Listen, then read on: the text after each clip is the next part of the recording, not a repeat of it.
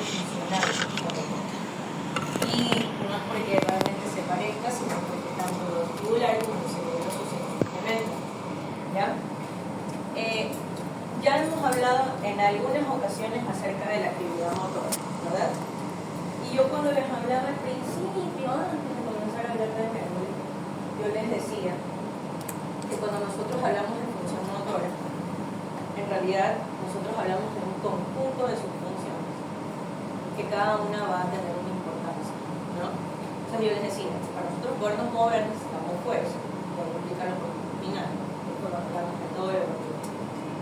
Y cuando hablamos de la actividad motora en general, yo les decía, yo no solamente evalúo la fuerza que puede tener el paciente, sino que yo también debo evaluar el tono, porque el tono es importante para iniciar un movimiento, para terminarlo, y conjunto con esto el mantenimiento de la postura, ¿no? Entonces cuando hablamos de tono, hablamos de igual una fuerza contráctil pero mantenida, y cuando hablábamos de médula comentábamos que esto se mediaba por fascículos pequeños que iban a modular la actividad de la musculatura, ¿no?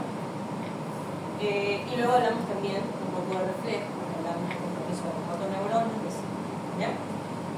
Entonces implica que para yo moverme, además de todo lo que acabo de mencionar, si estamos hablando de un patrón de movimiento, eso significa que tiene que ser de alguna forma calculado, ¿sí?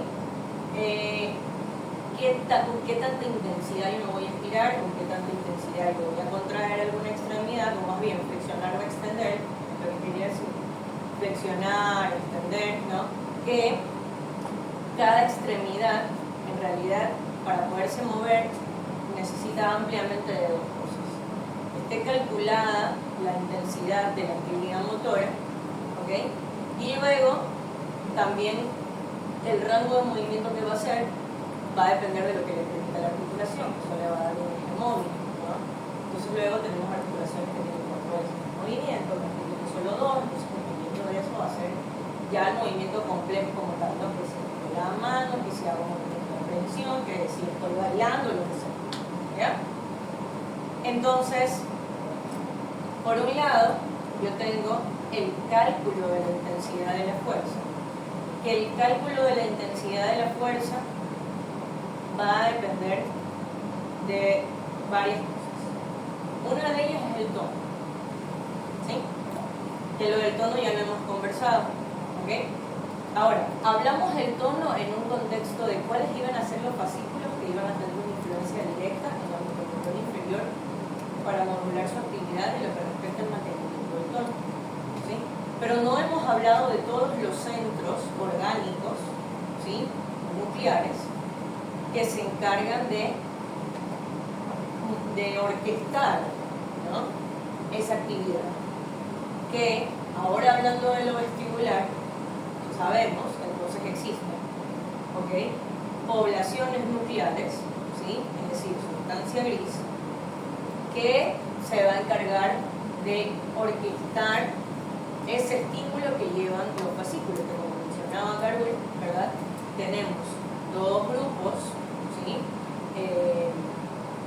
De núcleos vestibulares, que cada grupo va a tener dos núcleos vestibulares, ¿no? Entonces tenemos el inferior y medial, ¿sí? Y el superior y el lateral, ¿ok? Entonces, y que entonces ahora que lo complementamos con lo que sabemos con los núcleos craneales, es que entonces nosotros tenemos esta información que percibe la porción vestibular del vestíbulo coclear, ¿ok? Que es la postura de mi cabeza con respecto a la de mi cuerpo, que es lo que me permite tener un grado de conciencia, ¿ok? De la postura de mi cabeza con respecto a mi cuello y el cuerpo, y eso es lo que me da la sensación de equilibrio, ¿ok? Que es una sensibilidad especial que va a viajar a los núcleos vestibulares, y que esto, ¿qué es lo que va a hacer? Los núcleos vestibulares, a su vez, van a tener dos caminos de esa información. Nosotros hemos hablado hasta ahora de uno, ¿ok? Que es por medio de los fascículos de esa médula. Más bien, hemos hablado de dos, ¿verdad? Que son 3 caminos. Fascículos hacia médula, ¿sí? Fascículos ascendentes hacia, ¿ok? Lo que tiene que ver con los movimientos extraoculares, ¿ok? El otro camino que no hemos conversado, que lo mencionó Pablo ahorita como una especie preámbulo de lo que vamos a hablar ahorita, ¿ok? Es esa información, esa sensación de equilibrio que debe de dirigirse, ¿ok?, hacia el cerebelo. Es decir, los núcleos vestibulares tienen una influencia directa en la equilibración nerviosa. Y el cerebelo, al ser la computadora de la coordinación, eso es lo que esperaba que me dijeran aquí, ¿ok? Al ser la computadora de la coordinación motora, entonces la función vestibular interviene en todo lo motor. En la marcha, porque la marcha debe de ser coordinada, ¿okay?, en el mantenimiento de la postura, por supuesto, ¿sí?, y en todo lo que vaya a coordinar el cerebelo, ¿sí? Si usted va a bailar, el vestibular también, ¿sí? Si usted está jugando pelota, o sea, sobre un deporte, algo que tenga que hacer, varios patrones de movimiento que se van a ir modificando, que van a ir cambiando, y que usted para eso necesita también ir cambiando su postura y su actitud motora, y con eso su estabilidad de tronco, el movimiento de la postura, todo lo que usted quiera, estimular un cerebro, ¿sí? Todo, ¿ok? Ahora, voy a hacer una pregunta también como para ver cómo estamos en esa parte. Hasta aquí lo que voy hablando, ¿vamos bien? ¿Va quedando claro? Ok. Pregunta. Postura, mantenimiento de la postura, ¿es lo mismo que estabilidad?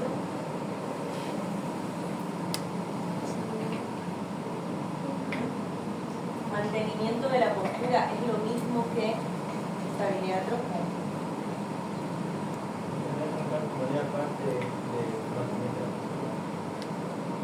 Pero no son lo mismo. No. Usted diría que ok, el resto todos opinan que no es lo mismo. No es lo mismo. No. Alza la mano quienes opinan que no es lo mismo estabilidad troncal y mantenimiento.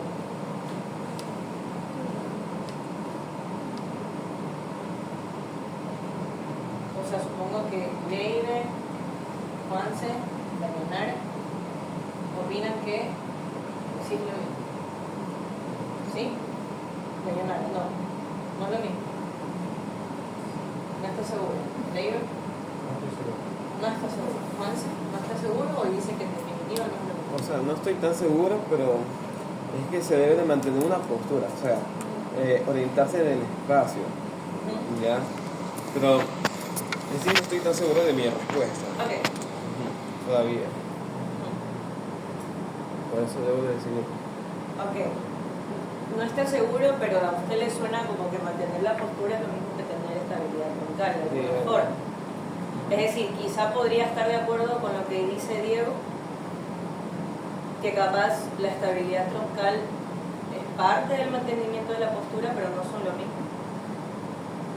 Puede ser. Puede ser. Ok, ¿qué entienden ustedes por mantener postura? ¿Postura de qué? Del cuerpo, totalmente. ¿Ah? ¿Cómo? Del cuerpo, o sea, no mantener una posición. Mantener una posición. ¿Posición de qué? Una posición adecuada con la cabeza y el tronco que permita como estar concentrado alrededor, ya sea en cualquier posición del cuerpo, está sentado, parado, movimiento. Es decir, por ejemplo, si yo ahorita mismo me pongo a hacer una postura de, no sé, me paro de cabeza, ¿ya? ¿Ok? Que yo me pueda mantener parada de cabeza, ¿eso incluye el mantenimiento de la postura o el mantenimiento de la postura solo es posición anatómica? También es postura. ¿Ah? También es postura, porque tiene que ver más con la sensación de equilibrio. ¿Ya? Entonces, si yo me siento con equilibrio, podría estar manteniendo una postura. ¿Ya? Si no, me siento como que, por ejemplo, si yo me pongo de cabeza, pero ya lo he practicado en veces y si como experto en eso, puedo sentirme con equilibrio. Ujú. Entonces puedo mantener esa postura. Ok. No necesariamente como estar así. ¿Y estabilidad troncal? ¿No sería como... Sí, me sigue que troncar sería como si no mantener el tronco. Ajá. Entonces, me parece lo que explico en una parte de mantener la postura. Verán, esto es sencillo, ¿sí? Postura ¿Sí? Extremidades. Es decir, si usted se puede mantener en una posición anatómica es porque hay una concordancia entre su tronco y extremidades. Si usted se puede mantener en una postura de está parado de cabeza, ¿sí? Es porque, aunque no es una posición anatómica, hay una concordancia entre su tronco y sus extremidades. ¿Sí?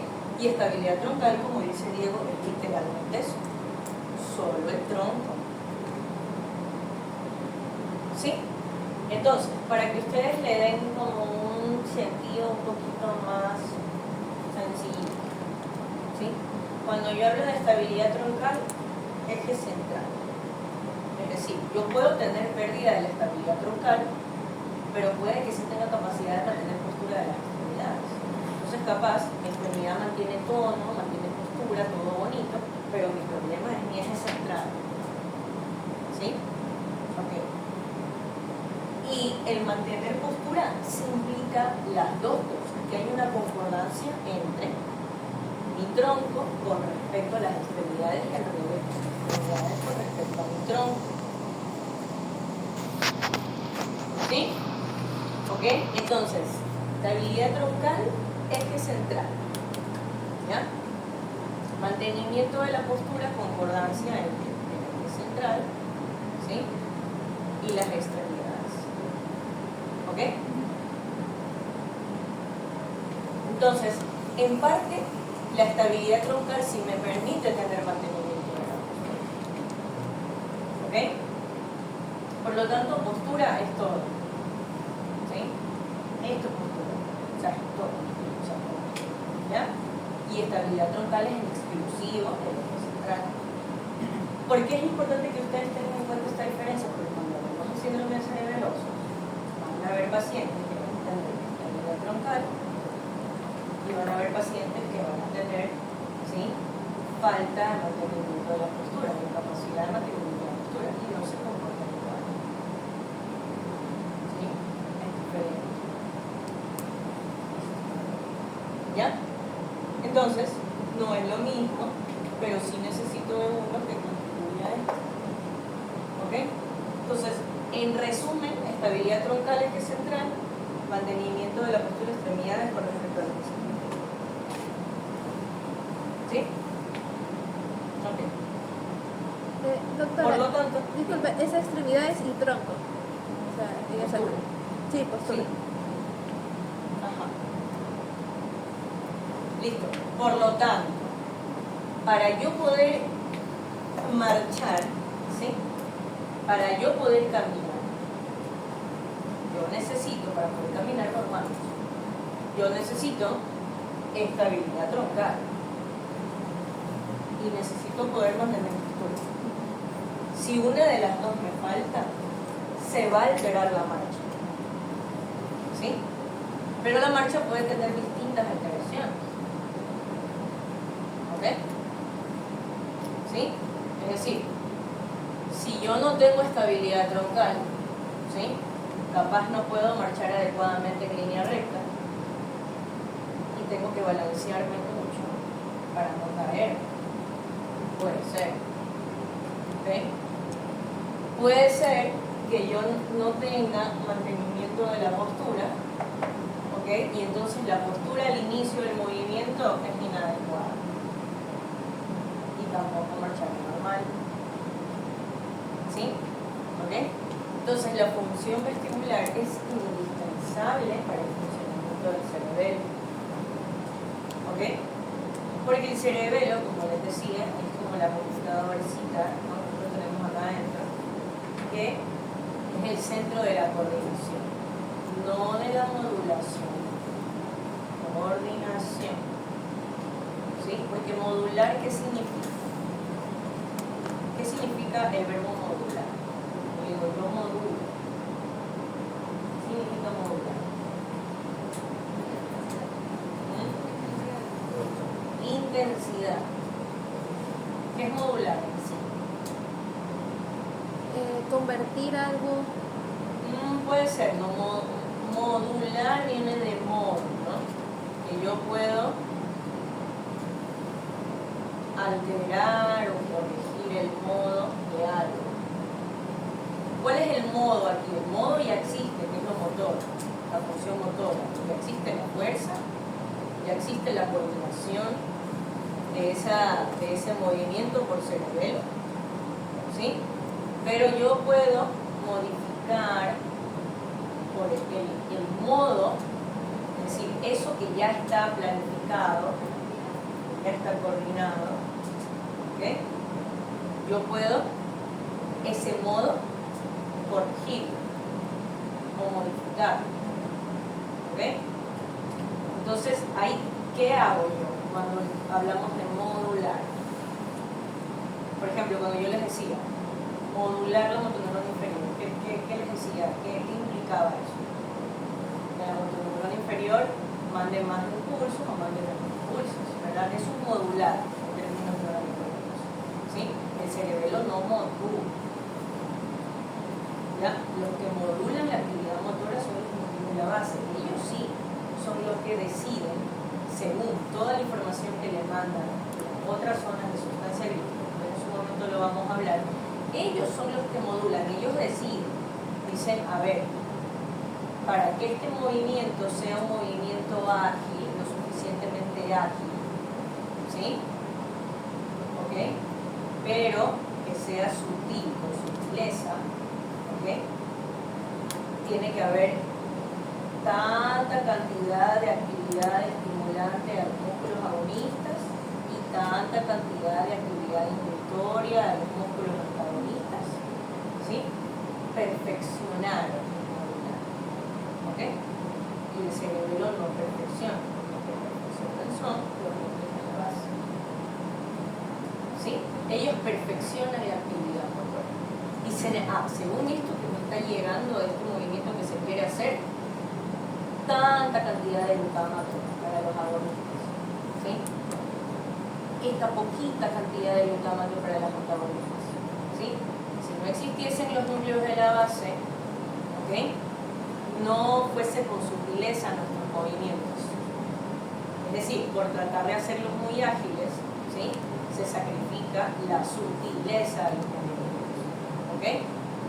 Entonces el movimiento es demasiado ágil, pero no es sutil. ¿Qué pasa? Todo hiciéramos así, ¿ok? O al revés, como robots, pararíamos demasiado en cada cambio de postura, ¿sí? Entonces eso es modular. Si me doy a entender, es para comprender un poquito mejor, porque ahorita, si se dan cuenta, nosotros ya estamos en niveles más superiores de análisis de función motora, ¿ok? Estábamos en médula, ¿no? Nosotros hablábamos mucho de se mueve o no se mueve. Porque es, o tiene fuerza o no tiene. O tiene mucho tono o no tiene. O poco tono. ¿Sí? Era el sí o el no. Porque estamos hablando solo de la fuerza. Acá estamos hablando de un poco más compleja la actividad motora. Estamos viendo igualito, la actividad motora la misma. ¿Sí? Solamente que estamos desglosando su complejidad. ¿Ok? ¿Sí? Entonces, el cerebelo coordina los núcleos de la base modular. A veces se puede escuchar como algo que es parecidito, pero para nada igual. ¿Sí?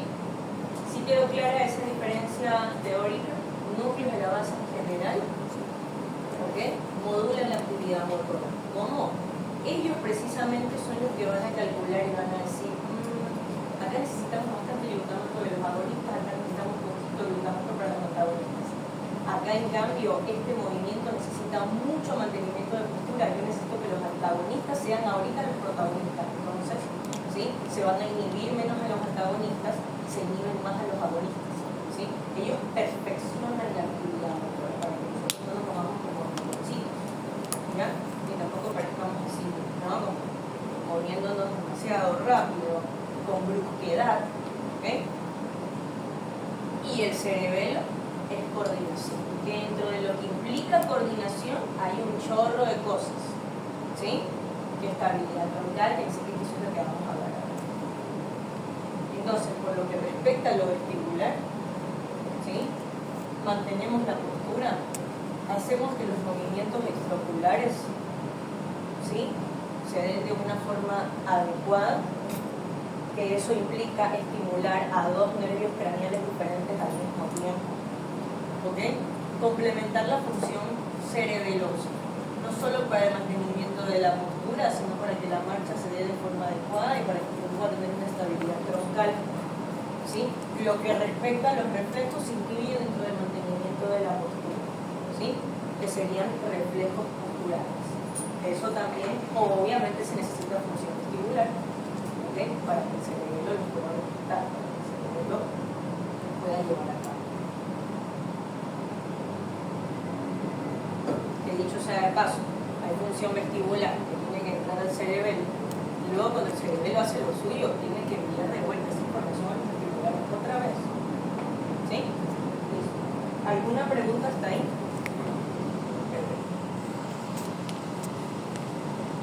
De nuevo, ahorita voy a hablar mucho de la función. ¿Sí? Un poquito muy, me voy a meter en otro. Ya avanzamos, ¿sí? Entonces, para con eso poder entender la parte cerebral. Cerebelo, en lo que respecta a la estructura física, ¿sí? Un poquito nos vamos a detener en micro, ¿no? Más. Ahí sí tenemos que hablar de la corteza cerebelosa, vamos a ver las planas, tenemos que hablar de todas las sinapsis que se hacen ahí, que es muy importante para entender la parte funcional. ¿Ok? Pero necesito que haya una base teórica macro del cerebelo, inclusive para que ustedes entiendan mejor la parte del micro. ¿Sí? ¿Ok? En micro sí ya viene un cerebelo teórico. Sí. Ya, ok. Bueno, me tiene una idea. Ya, listo. Entonces, bueno, para irnos a la parte funcional, dentro de las generalidades, esto que estamos viendo acá, se ve bien, no se escapa de la luz. ¿De verdad? ¿Se ve? Ya. Esto que estamos viendo acá es el cerebelo como que lo estuviéramos viendo por arriba, ¿sí? Su vista superior. Y como ya sabrán, el cerebelo tiene una parte central, que es lo que se conoce como el raíz cerebeloso, y luego tiene el hemisferio cerebeloso de cada lado. El cerebelo tiene dos incisuras principales. Uno que está anterior, que es lo que le permite tener precisamente esa inserción en velo medular, ¿ok? Y entonces poder estar inserto literalmente hacia posterior del tronco encefálico. Y luego tenemos a la incisura posterior, ¿ok? Que es justamente por en donde se va a insertar la pal cerebeli, ¿okay? O la os cerebelosa, que es lo mismo, ¿okay? Que es lo que le va a dar sujeción a que el vermis se mantenga central, ¿ya? Y los hemisferios hacia los lados, y que entonces el cerebelo ocupe el espacio que debe ocupar en la fosa. ¿Sí?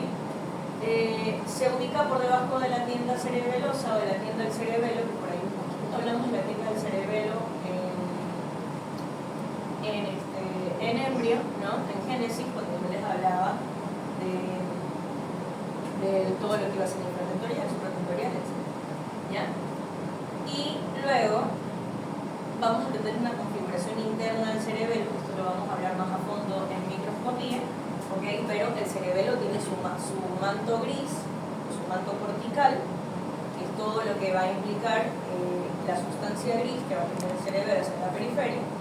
Y luego vamos a tener el centro medular, que básicamente macroscópicamente va a hacer referencia al vermis cerebeloso, ¿okay? Que va a ser la sustancia grande, ¿ya? Y vamos a tener 4 pares de núcleos intrínsecos, los 3 pares de núcleos cerebelosos que ya los conocemos, y 4 pares de núcleos intrínsecos, ¿okay? ¿Cuáles son los núcleos intrínsecos del cerebro? Son los mismos que los núcleos profundos. Sí, núcleos intrínsecos o núcleos profundos cerebrales. Dígame.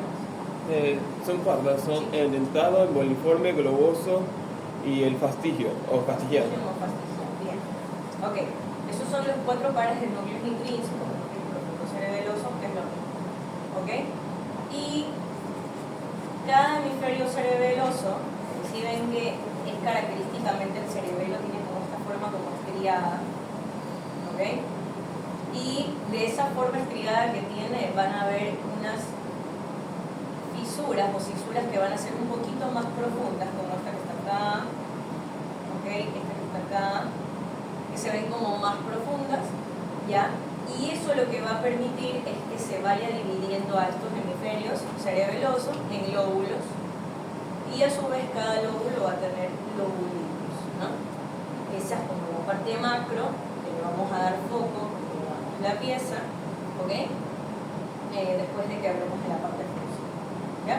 Y luego nosotros tenemos también dentro de la estructuralidad macro a lo que se conoce famosamente como el árbol de la vida, que es la ramificación del área centromedular, ¿sí?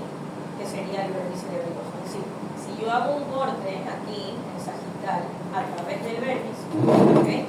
Yo voy a observar la ramificación medular, que es básicamente lo que vemos aquí, así, como acá, ¿okay? Esa ramificación, ¿sí? Que le da esa apariencia como de arbolito, y por eso esto se conoce también como árbol de la vida, que ya es mucho de lo macro que vamos a ver más adelante. ¿Ya? Entonces, el cerebelo es una estructura muy irregular, ¿sí? Dependiendo de la vista en la que nosotros estemos observando, va a ser la apariencia que va a tener. Por ejemplo, si yo lo veo desde posterior, ¿sí? La vista va a ser así, ¿ok? Puedo ver gran parte del vermis, hemisferios. En la vista anterior, por supuesto, en el protagonismo se le van a llevar los lóbulos cerebelosos, ¿ok? Puedo ver parte del vermis, no tanto a los hemisferios cerebelosos, porque obviamente son más de cara posterior. Si veo en inferior, va a tener esta apariencia, que también puedo ver parte del vermis, el resto de los hemisferios cerebelosos, y luego la vista superior y la vista, ¿no?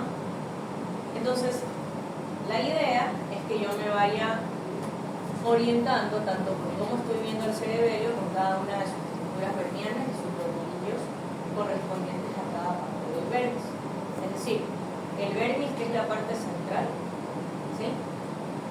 Va a tener una zona que se conoce como la zona paraverniana, ¿sí? Que es básicamente la parte hemisférica que va a estar inmediatamente a los lados, ¿sí? Del vermis cerebeloso, que en términos tanto estructurales como sindrómicos tiene una importancia bastante grande el definir vermis, paravermis y hemisferios, porque el cerebelo, al igual que todo el sistema nervioso central, ¿sí? Tiene una distribución funcional somatológica, ¿ok? Entonces esa distribución va a depender muchísimo de lo que el paciente va a presentar dependiendo de la ubicuidad de la lesión, ¿sí?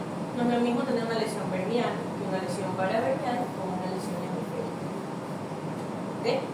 Entonces eso de ahí tengo que tenerlo en cuenta, y de hecho, como toda la mayoría de lo que hemos visto en el sistema nervioso central, ¿sí?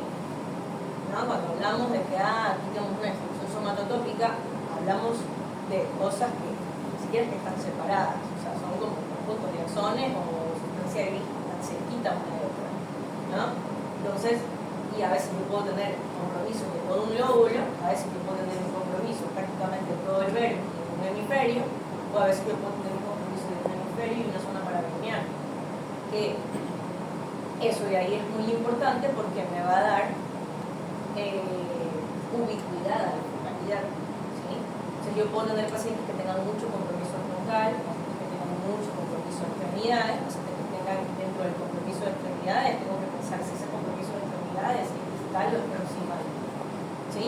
Y con respecto a eso, ¿dónde podría estar la lesión? Si está en vermis, paravermis, cerebeloso, obviamente respetando, muy importante, la parte vascular, que también acaba de entrar territorio de fibrilación, tener en cuenta según el compromiso. En el caso de que sea vascular, que el lóbulo es lo que me va a comprometer, y por lo tanto debo de comprender entonces que en cada lóbulo va a ser una función en particular, ¿sí? O por lo menos en la mayoría de, ¿ok? Ahora, yo tengo 3 lóbulos cerebelosos, ¿sí? Tengo el lóbulo anterior, que acá lo estamos viendo, ¿ok? Está marcado de color rojito, que en la vista anterior lo veo, ¿sí? Y en la vista superior, ¿ok? Y luego yo tengo el lóbulo posterior, que es el lóbulo más grande del cerebro, prácticamente, ¿sí? ocupa casi todo el hemisferio de lo que yo puedo ver, por ejemplo, en la vista superior y posterior, y también en la anterior. Y luego tengo el lóbulo más pequeño, que es el lóbulo flóculo nodular, que como su nombre mismo lo indica, solamente está formado por el flóculo de cada lado y por el nódulo cerebeloso, que es lo que está marcado aquí en el piso. ¿Sí? Lóbulo anterior también se conoce como paleocerebelo. ¿Sí? ¿Por qué se llama paleocerebelo? Es la más antigua, la anterior. Es más antigua que el flóculo nodular. Correcto. Ajá. Más antigua es la flóculo nodular arquicerebelo. Le sigue el lóbulo anterior, paleocerebelo. ¿Okay? Y luego el que más se demora en desarrollarse es el neocerebelo. ¿Ok? Es el más nuevo, ¿no? Porque son neo. ¿Sí? Entonces, el lóbulo anterior, ¿sí?, es, por así decirlo, el rey de la regulación del tono. ¿Ok? ¿Sí? Que recordemos que cuando hablábamos de médula, nosotros hablábamos de los fascículos que iban a transmitir la información que iba a modular a la motoneurona inferior. Es decir, que si la motoneurona inferior se tiene que causar mucha excitación, o menor excitación, o más bien inhibición, etc. ¿Ok? Pero la regularización, el ente regulador, ¿sí?, el ministro, ¿ya?, del tono muscular, ¿ya?, va a estar en el lóbulo anterior del cerebro.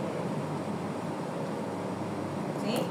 El ente regulador, no el ejecutor. En médula todos tenemos ejecución. Entonces, hasta médula, lo que hablábamos de los fascículos, lo que hablábamos de la actividad modulatoria, por ejemplo, de la lámina 9, que hablábamos de la lámina 8, etc. ¿Ok? Todo eso es el ente ejecutor del tono muscular. Pero el ente regulador, que lo va a regular, ¿sí?, va a ser el lóbulo anterior. ¿Ok? Dentro de lo que puede hacer el lóbulo anterior, lo hace, ¿sí?, porque gran parte de la información espinocerebelosa llega al lóbulo anterior. Es decir, ¿por qué el lóbulo anterior es el ministro del tono muscular?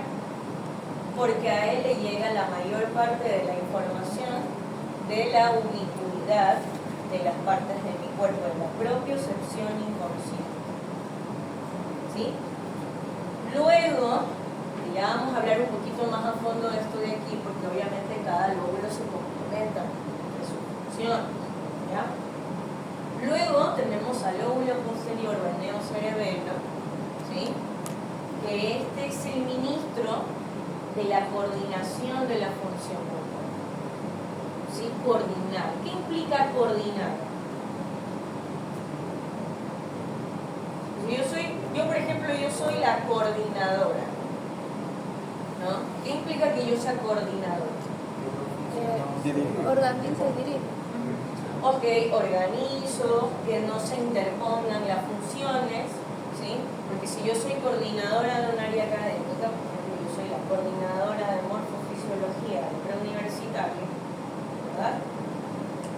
El profesor de química no puede dar clases de morfofisiología. Es la química, ¿correcto? Entonces yo como coordinadora debo de evitar que el profesor de química de morfofisiología y que dé la asignatura en la que se designa, no para dar clases. ¿Ya? ¿Sí? Entonces, si mi movimiento planificado por mi área motora suplementaria es que yo agarre, ¿sí?, mi café, me lo tome, ¿sí?, no puedo agarrar el marcador y la computadora y el celular y con la otra mano agarrar el café, ¿verdad? Porque eso no es lo que planificó mi área motora suplementaria. ¿Sí? Entonces, el lóbulo posterior es el que coordina la función. Por lo tanto, si se dan cuenta, tiene mucha relación con la planificación motora cortical. ¿Ya? Eso ya lo vamos a hablar. Y luego, yo tengo al lóbulo flóculo nodular o el arquicerebelo. Este es el que tiene mayor relación con la función vestibular, lo que hablábamos con Pablo. ¿Sí? Tiene mayor relación con el sistema o con la función vestibular. ¿Ok? Entonces, dense cuenta cómo el cerebelo dentro de sus tres ejes funcionales, ¿ok?, hace más que coordinar. ¿Sí? ¿Se acuerdan cuando nosotros hablábamos, no me acuerdo en qué momento fue que les pregunté una cosita del cerebelo? ¿Sí? Y me dijeron coordinación. ¿La coordinación de qué? O sea, coordinación, ¿qué cosa? El cerebelo hace mucho más que coordinar, ¿no? Fue cuando estábamos hablando de las ataxias, que yo les decía, ahorita lo dejamos por encima ataxia. Tienen que entender bien qué es una ataxia. Y por esto tenemos dentro de las ataxias cerebelosas distintas formas de presentación. Porque el cerebelo hace muchísimo más que coordinar. ¿Ya? Eso es lo que vamos a hablar ahora. Ok, esto lo voy a dejar para allá mismo, quiero irme a la parte funcional. Listo. Entonces, por lo tanto, ahorita ¿qué fue lo que hicimos? Nosotros dividimos las funciones por lóbulos. Sin embargo, ahorita, ¿qué es lo que vamos a hablar? Del área funcional en particular. ¿Sí? Es decir, ahorita vamos a hablar exactamente qué estructuras lobares son las que se implican en cada función. Por eso yo les decía que todas las funciones que acabamos de hablar hace un momento se complementan entre ellas. ¿Sí? Y es importante tener la diferencia de relación anatómica de vermis, paravermis y de hemisferio. ¿Ya? Entonces, nosotros tenemos tres áreas funcionales del cerebro, que ya las acabamos de mencionar. Tenemos a las funciones espinocerebelosas, si no todas las nombramos, pero bueno, tenemos a la función espinocerebelosa, tenemos a la función cerebro-cerebelosa y a la función vestíbulo-cerebelosa, que era un poquito la que comentábamos con Pablo. ¿Ok? Entonces, los nombres por ahí me ayudan a determinar de una forma muy grosa qué hace cada uno, ¿verdad? Yo digo, función espinocerebelosa. ¿A qué me recuerda? A los fascículos espinocerebelosos, que yo sé que transmiten la propiocepción inconsciente. ¿Ok? Por lo tanto, la función espinocerebelosa, ¿qué es lo que va a hacer si recibe la información de la ubicación de las partes de mi cuerpo? Es decir, es una función que me puede permitir a mí coordinar y sobre todo corregir movimientos tanto del tronco como de las extremidades. ¿Por qué los puedo corregir? ¿Por qué los puedo coordinar? Porque esta función, ¿sí?, se basa en la propiocepción inconsciente. ¿Ok? Ahora, verán que los estamos dividiendo por funciones, pero todas entre sí se complementan. ¿Ya? Que ya cuando hablemos de las estructuras, en particular neuroanatómicas, que implican con cada función, ¿sí?, yo necesito desglosar esa parte para que ustedes lo comprendan bien. ¿Ya? Ok. La función cerebro-cerebelosa, como su nombre mismo lo indica, cerebro, ¿ok?, tiene la capacidad de agilizar y perfeccionar el movimiento porque recibe la información de la corteza motora. Es decir, ¿eso qué implica? Implica lo que hemos hablado un chorro de veces cuando hemos hablado de cerebelo. Esto lo vengo hablando desde que hablamos del grupo encefálico, que yo les hablaba de los intestinos, fibras cerebelosas, fibras cerebelosas, etc. ¿Verdad? Yo les decía que el cerebelo debía de recibir información de la corteza intermediaria a la protuberancia, ¿verdad? Y es por esto que cuando tenemos lesiones en la zona basal, cuando van a pasar estas estructuras importantes, intermediarias de esta función, yo puedo tener ataxia, al igual que los pedúnculos, obviamente, cerebelosos.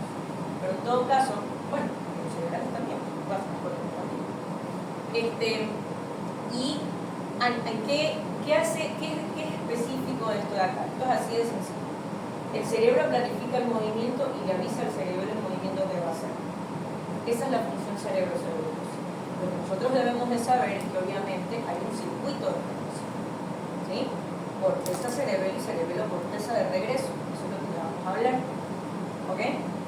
Y luego tengo la función vestíbulo-cerebelosa, ¿sí?, que esta es la función del balance de los movimientos, ¿sí?, el balance que yo voy a tener de mi cuerpo en general durante los movimientos. Y este en particular es el que va a mediar los reflejos vestíbulo-oculares, que era lo que hablábamos nosotros de los movimientos de seguimiento lento, que yo les decía que los propios vestibulares y el cerebelo tienen que intervenir. Bueno, esos son los reflejos estabilizar a la función de la motoneurona inferior. Aquí viene lo que yo les hablaba, ¿sí? ¿Ok? Del ministerio, ¿sí? De esta actividad, ¿no? La función vestíbulo-cerebelosa. Ahora, función espinocerebelosa, ¿ok? Vermis, paravermis y lóbulo anterior, que es representado aquí en rojito. ¿Sí? Por lo tanto, cuando yo tengo lesiones vermianas, ¿sí? Algo que no puede no presentarse, una alteración espinocerebelosa. ¿Sí? Ahora, función cerebro-cerebelosa, la mayoría del lóbulo posterior, exceptuando lo que acabamos de mencionar, ¿no? El vermis para ver esa parte, porque eso es parte de la función espinocerebelosa. Función vestíbulo-cerebelosa, lo que hablamos con Paula, el lóbulo flóculo, ¿sí? Nódulo del vermis cerebeloso y los flóculos. ¿Ok? Entonces, vamos a hablar de la función espinocerebelosa. ¿Qué circuito se debe de cumplir para que se dé la función espinocerebelosa? Que digamos que de cierta forma la mitad de esto ya lo conocemos porque lo hemos venido hablando con él, lo hablamos con el tronco también. Entonces, esto se trata solamente de terminar por completo el círculo. ¿Sí? Es decir, ¿qué es lo que se va a conectar para que se pueda llevar a cabo esta función? ¿Sí? Ahora, aquí tienen un protagonismo bastante importante, ¿sí? 3 núcleos de los 4 que mencionamos con Hans, ¿sí? Poliforme, globoso y el núcleo del techo, o el fastigial o fastígico, que es todo. ¿Sí? Núcleos profundos del cerebro.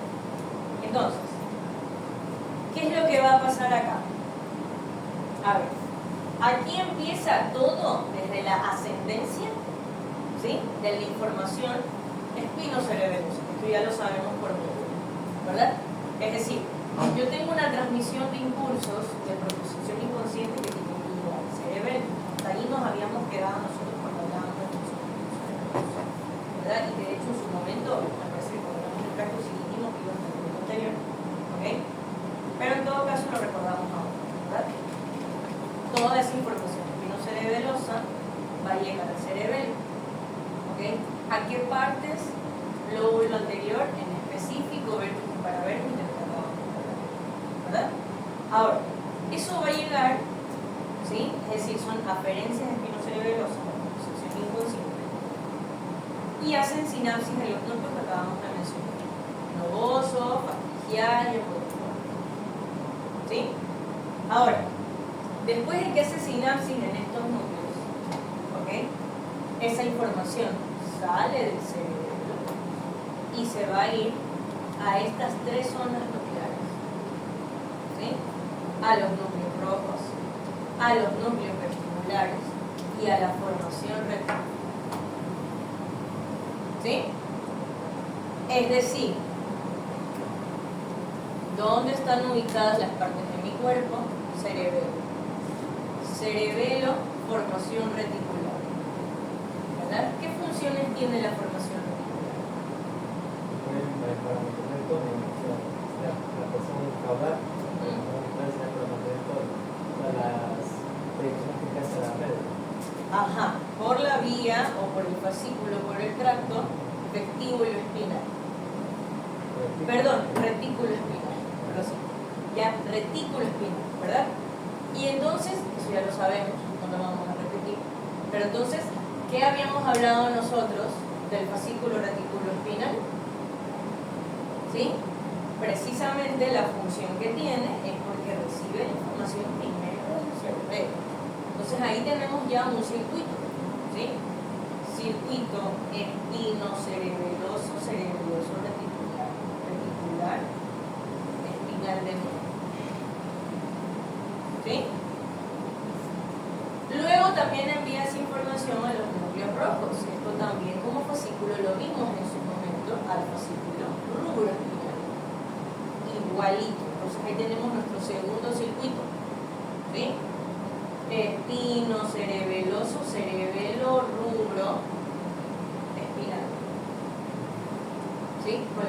ya sabemos que tiene. ¿Ok? Y luego tenemos nosotros a los núcleos vestibulares. Igualito, espino cerebeloso, cerebelo vestibular, vestíbulo espinal.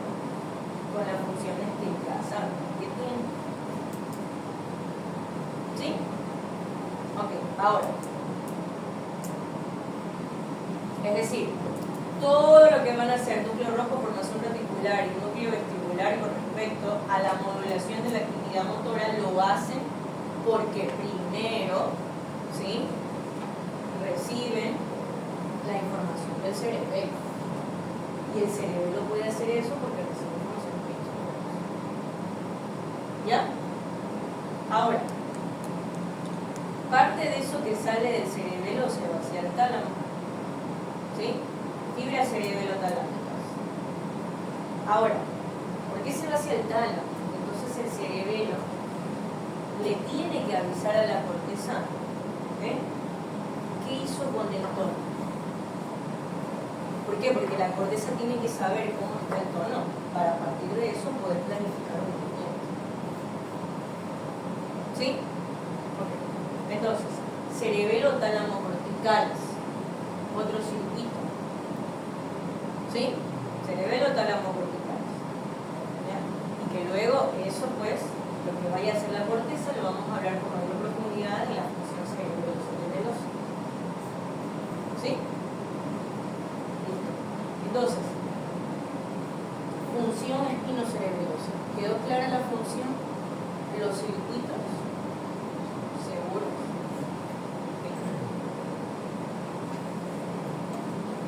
Función cerebro-cerebelosa. ¿Ya? ¿Qué habíamos dicho de la función cerebro-cerebelosa? Que lo que se encarga es que sea un movimiento ágil, perfeccionado, a partir de que una planificación motora. ¿Sí? Entonces, acá, en cambio, todo empieza, ¿ok?, en la corteza. Lo otro era muy ascendente, ¿no? Muy sensitivo, muy dónde están las partes de mi cuerpo, qué es lo que vamos a hacer con esa información. ¿Ya? Acá es muy de la planificación motora. ¿Sí? Entonces, mi corteza, ¿ok?, ¿sí?, planifica el movimiento. ¿Ya? ¿Qué es lo que necesita la corteza? Decirle al cerebelo, mira, este es el movimiento planificado que tengo, ¿sí? Tú con lo que haces, necesito que me traigas de vuelta la información ya con todo coordinado para no mandar la fuerza. Ahora, todo pasa prácticamente al mismo tiempo. Es decir, que cuando el cerebro planifica un movimiento, el cerebelo hace rato que ya sabe dónde están las partes de mi cuerpo, porque todo el tiempo está recibiendo la información espinocerebelosa. ¿Sí? Ok. Entonces, esa información, esto ya lo conocemos, ¿sí?, va a viajar por medio de las fibras corticopondinas, ¿sí?, y en el puente va a ser sinapsis y los núcleos pondinos. ¿Ok? Y que los núcleos pondinos, de ahí van a salir las fibras pontocerebelosas, ¿sí?, se horizontalizan las fibras y se va a dirigir por el pedúnculo cerebeloso, ¿sí?, medio hacia el cerebelo. ¿Sí? Aquí, ¿qué núcleo tiene protagonismo? El núcleo dentado. ¿Ya? Entonces, llega al cerebelo, hace su sinapsis en el núcleo dentado y a partir de ahí se crea un fascículo pequeño que se conoce como el fascículo dento-rubro-talámico, que ya lo habíamos hablado en micro cuando vimos mesencéfalo. ¿Sí? Toda esa información sale por el pedúnculo cerebeloso superior y se va al núcleo, ¿no? Dento-rubro-talámico, que cuando vimos en micro también lo he mencionado. Yo tengo fibras dento-rubro-talámicas, ¿sí?, y tengo fibras que se saltan el núcleo rojo y que son directamente dento-talámicas o cerebelo-talámicas que llamamos también. ¿Ok? Hay unas que se van directo, hay otras que pasan primero por el núcleo rojo. ¿Sí? ¿Por qué hacen eso? Porque, claro, uno tiene que tener una vía más cortita para que le haga un feedback a la corteza más rápido, y lo otro se va al núcleo rojo primero para influenciar la actividad propia del núcleo rojo también, ¿ok? Que después eso va a salir como rubro espinal, que eso ya lo sabemos por medio, ¿ok? Pero en todo caso, toda la vía entorubrotalámica, ¿no? Va a llevar esta información al tálamo, a la endotalámica, y eso es lo que le va a llevar el feedback a la corteza. Le va a decir, corteza, si no veo que planificaste un movimiento y ya está todo coordinado, ¿sí? Un movimiento ágil, acá está, coordinadito todo, ¿sí? Y la corteza dice, dale, todo coordinado, ahora sí podemos mandar el impulso por el corticoespinal. Y ya corticoespinal manda una fuerza y un estímulo para la actividad de la motoneurona inferior, ya todo coordinadito, pero porque el cerebro hizo. ¿Ya? Entonces aquí viene lo que hablamos con Diego de la capacidad predictiva del cerebro. La capacidad predictiva del cerebelo realmente viene de dos fuentes, de que el cerebelo sabe el movimiento que tú tienes planificado por la función cerebro-cerebelosa y sabe dónde están ubicadas las partes de su cuerpo por la función espinocerebelosa. Entonces, en realidad, tanto la función espinocerebelosa como la cerebrocerebelosa, por obvias razones, se complementan para toda la actividad motora. Hay que saber también, tal vez, reflejos aprendidos, Claro. porque viene de la corteza.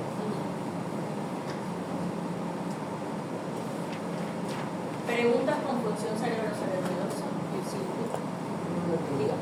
Cuando, No, es que dice tener más o menos frustración sería... cuando uno, todo este proceso, este circuito, antes de que se envíen los impulsos de la corteza a la médula espinal, es lo que ocurre en uno cuando uno se está concentrando antes de hacer el movimiento. Por ejemplo, yo me concentro para tocar el balón, después de que lo pienso y todo eso, Claro, pasa todo esto y cuando que yo son lo veo, milisegundos. ajá, pasa, ahí va, recién es la final. Sí.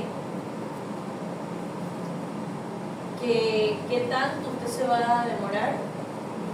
Eso va a depender del tipo de planificación motora. A ver, lo que pasa es que en términos de planificación motora hay algo de lo que no hemos hablado, que esto es parte de corteza cerebral y funciones globales. Eso tengo que hablar de él, pero bueno, que no es un sistema límbico, no se me puede. Pero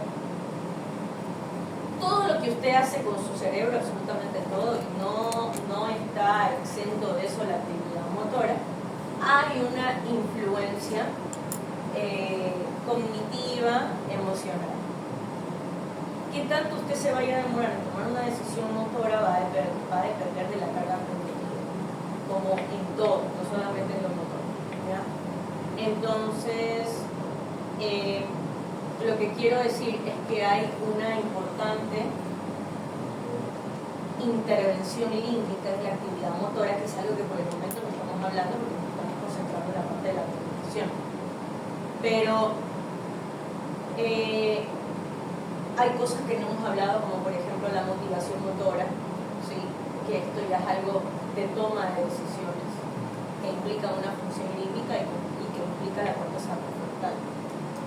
Que no es por gusto, la corteza prefrontal está justamente por delante de la premotora y del área motora subfrontal. Entonces, esa decisión de voy a hacer este movimiento, ¿sí? Esto que estoy pensando lo voy a preguntar así, porque lo que sale de nuestra boca, ¿sí? Es parte de una planificación motora, que implica una comprensión, Broca y Wernicke, ¿sí? Y Broca se influencia con la toma de decisión también prefrontal y corteza orbitofrontal, que eso lo haremos en su momento también global, pero igualito con la función motora en general, la de su cuerpo, no solamente la de su lengua y la articulación de la palabra, inclusive para mover los ojos, todo, ¿ya? Entonces, sí importa que tenga en cuenta, esta nota de que sucede en milisegundos, pero se puede, en términos de tiempo, puede llevarse un poquito más, ¿sí? Si es que tiene una mayor o menor grado de influencia de la actividad límbica de la corteza prefrontal y de la orbitofrontal, ¿sí?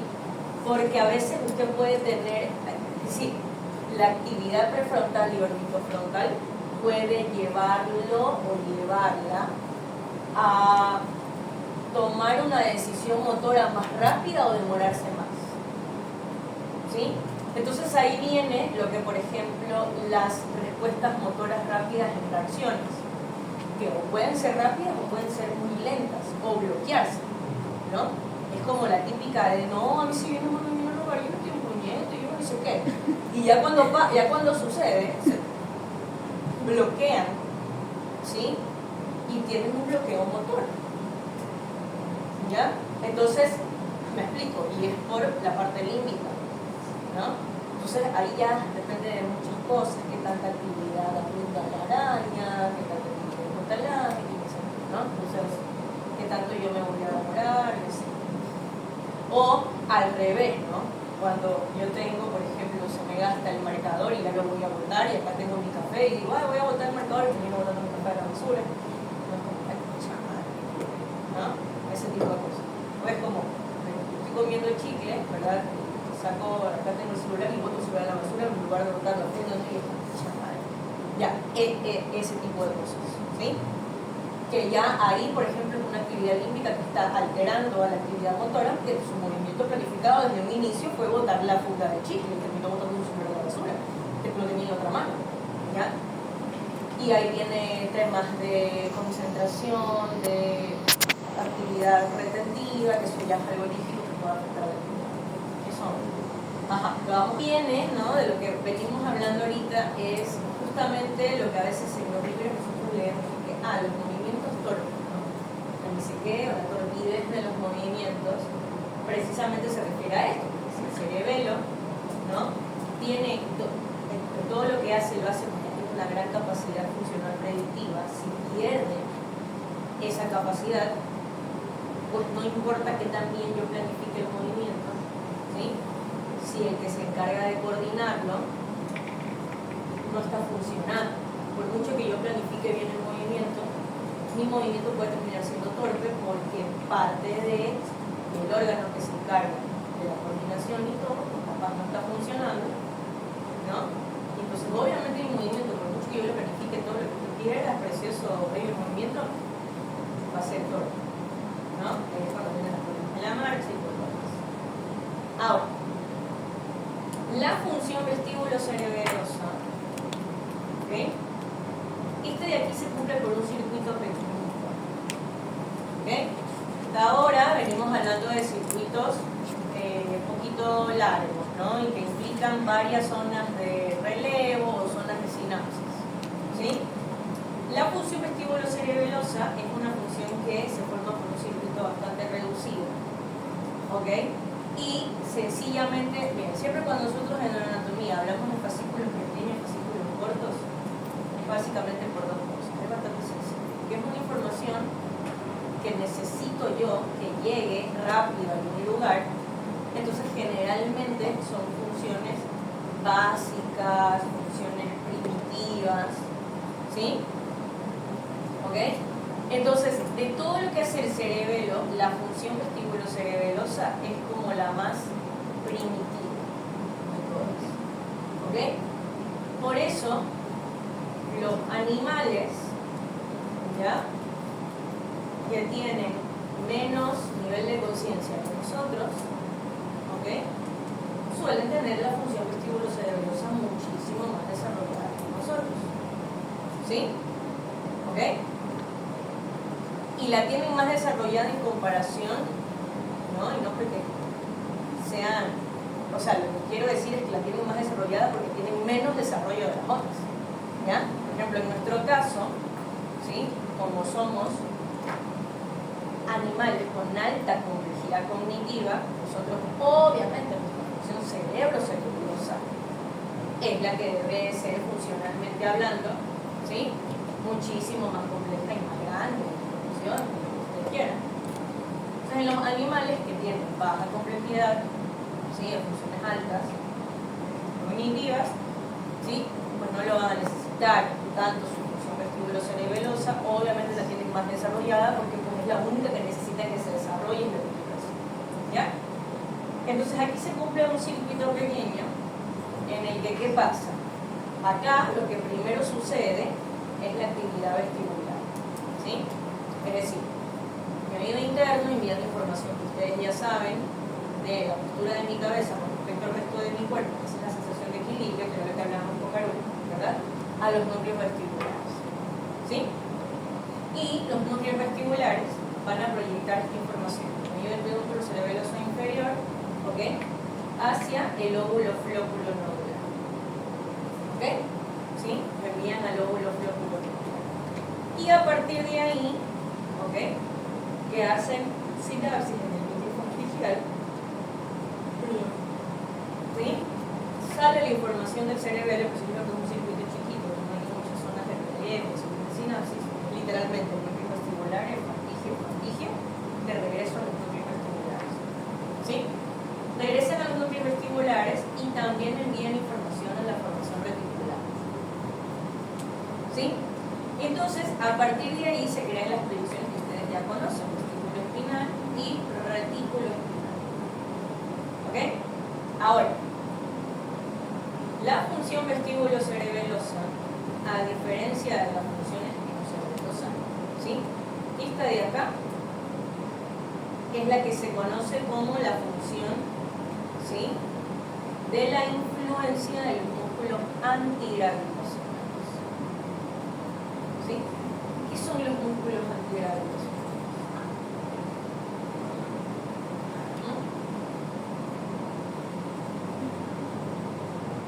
Los músculos antigravedad. Músculos de antigravedad. ¿Son de qué? ¿Cómo le hacen?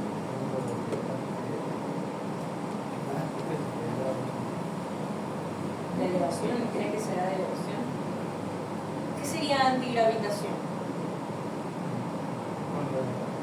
Contra la gravedad. ¿Eso qué implica?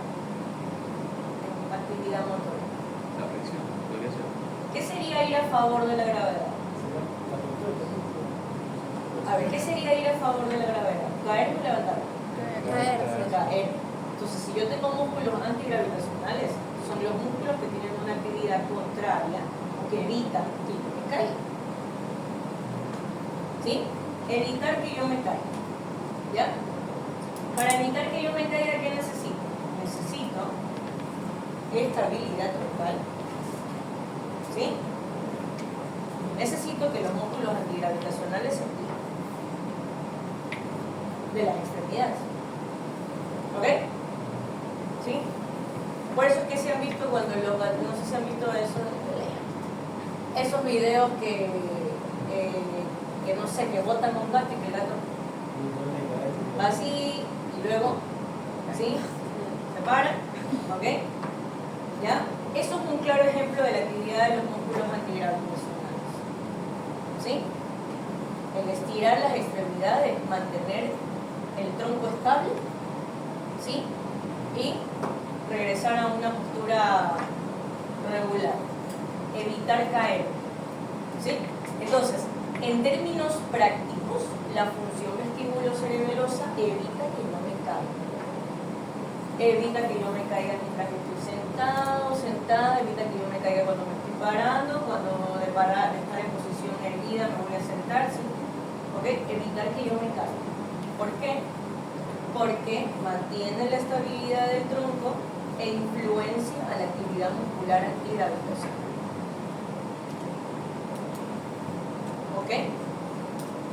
¿Eso cómo es de diferente con la función espinocerebelosa? Pregunto.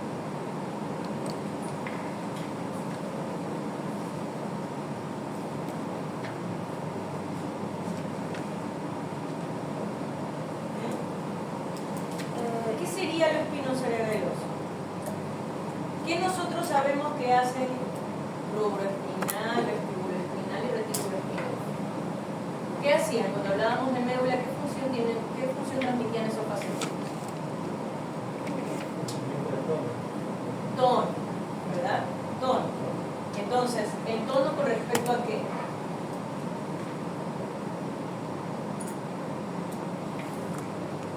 ¿Será para la postura? Para la postura, ¿sí? Ahora, escucha. Función espinocerebelosa me otorga postura, ¿sí? Durante la actividad motora. el movimiento activo. ¿Sí? La postura antes, durante y al finalizar el movimiento. Vestíbulo cerebrosa, estabilidad del tronco, influencia de los músculos antigravitacionales. Literalmente no cae. ¿Sí? Es lo mismo. No quiero que se vayan a confundir cuando veamos pacientes con inestabilidad troncal. Es decir, en términos prácticos, si yo tengo incapacidad de función vestíbulo-cerebelosa, ¿qué me va a pasar? Me voy a caer. ¿Sí? Si tengo incapacidad de función espinocerebelosa, me caeré.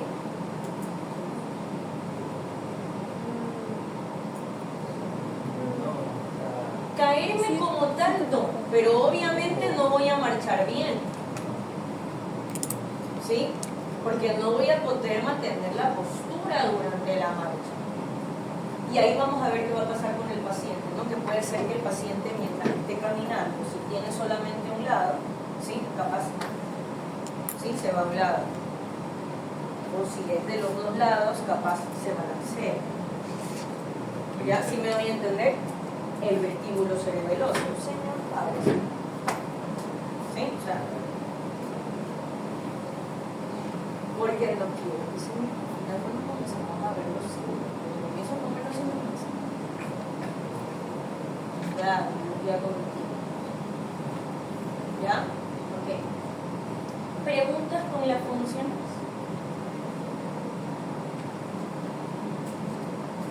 ¿No? Algo que tal vez le haya quedado la duda de lo que leyeron. O las dudas que habían se esperaban. Si es que hubieron dudas. Doctora, Dígame, Carlos.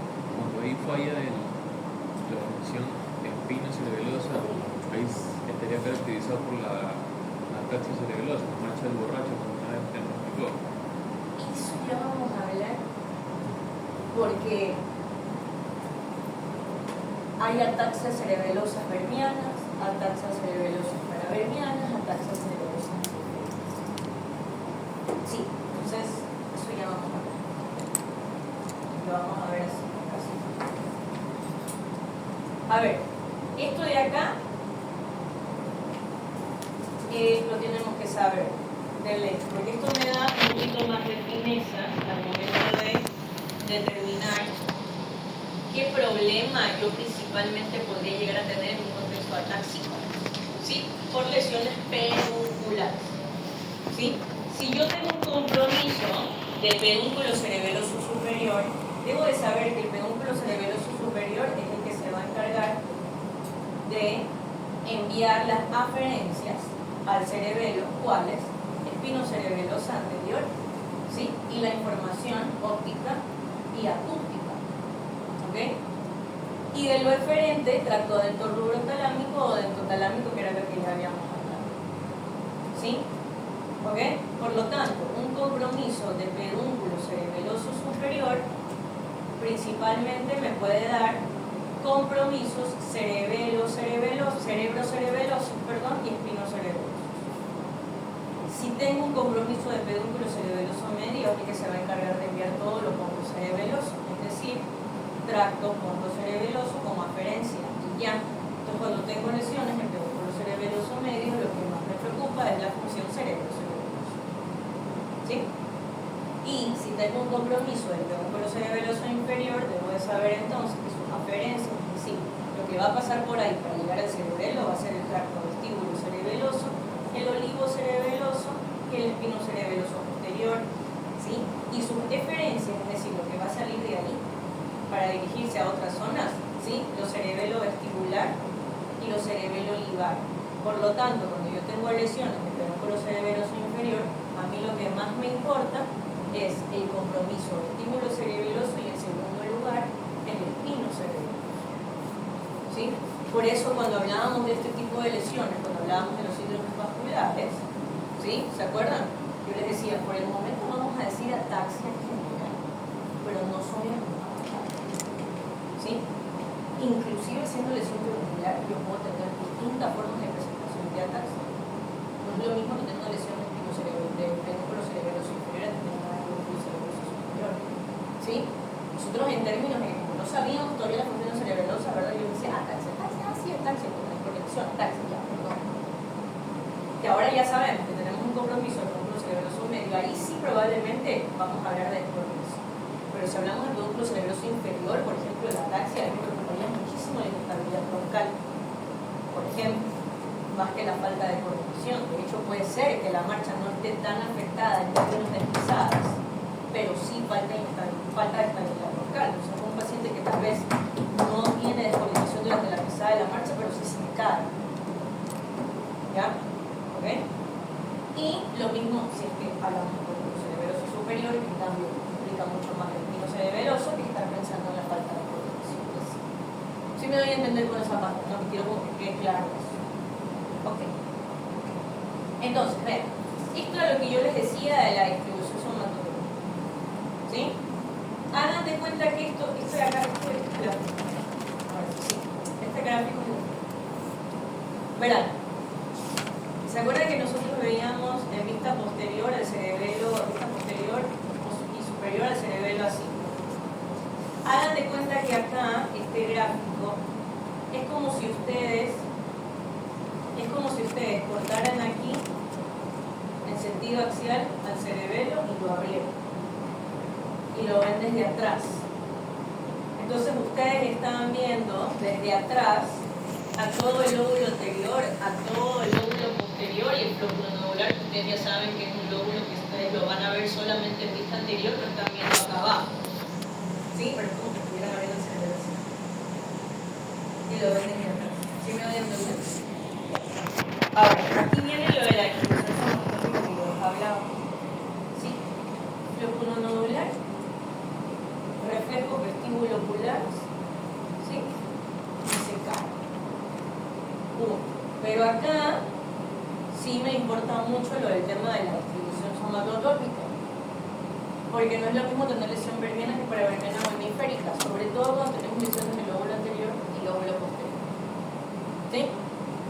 Que dicho sea de paso, debemos de tener claro que yo puedo tener lesiones de los tres lóbulos si quiero, no solo de dos, lo que sea, supongo que irlo analizando dependiendo de lo que presente mi paciente. ¿Ya? Entonces, en términos del lóbulo anterior, ¿sí? Lo que esté más anterior e inferior al lóbulo anterior, todo esto que está aquí, ¿sí? Respecta por distribución somatotópica al tronco. ¿Sí? Ok. Por lo tanto, si vermis tiene función espinocerebelosa, y yo estoy hablando que la lesión, por ejemplo, puede estar en el lóbulo anterior y que está en la parte más anterior del lóbulo anterior, que eso por distribución somatotópica me implica tronco, ¿sí? ¿Ok? Entonces ahí voy a tener gran compromiso de ¿qué? De mantenimiento de la postura. De tronco. ¿Sí? Si la lesión se va un poquito más hacia atrásito, ¿sí? Está en el vermis, está en el lóbulo anterior, ¿sí? Cabeza. ¿Ok? Y tendré un compromiso espinocerebeloso en cabeza. ¿Ya? Si en cambio se extiende hacia los lados del problema y es más hemisférico, ¿sí? Yo voy a tener, si es más anterior, compromiso de extremidades inferiores. Y si es más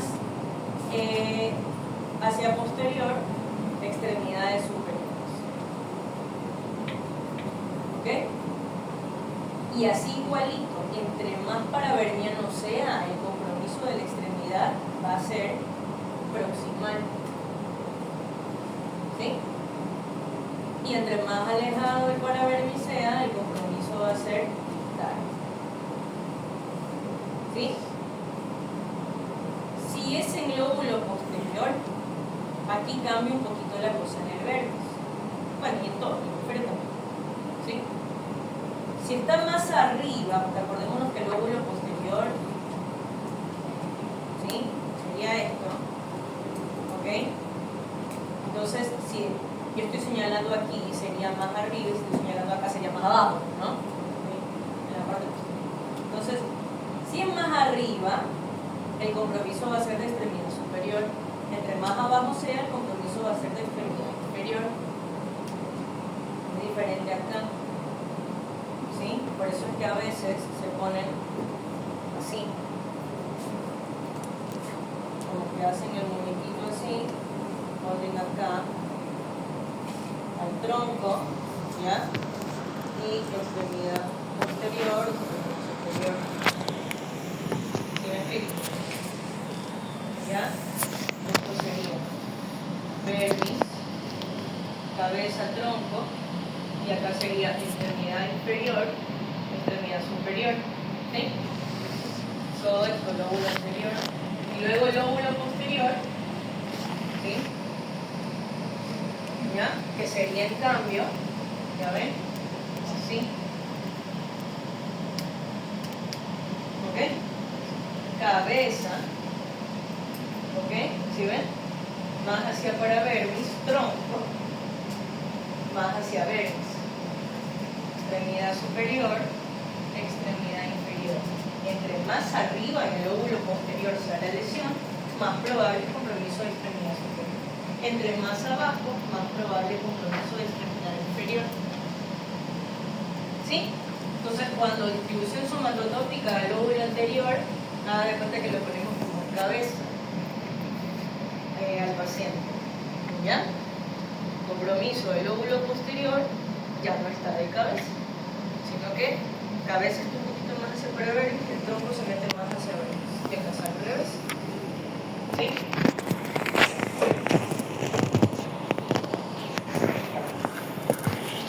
¿Dudas ahí con la distribución somatotópica? El flow nodular que había dicho. Estabilidad troncal, reflejo de estímulo ocular.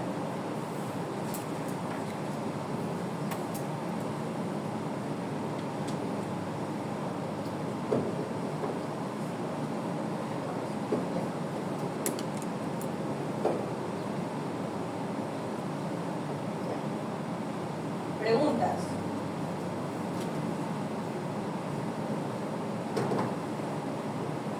¿No? A ver, vamos a hacer lo siguiente. El jueves, aparte de darle las notas ayer, ¿sí? Porque macro con ustedes tengo jueves. Ya. Y hasta eso ya habremos visto micro miércoles, lo de corteza y de cerebro. Entonces, el jueves vengan a estudiar lo que vemos ahorita, territorios de irrigación de cerebro, ¿sí?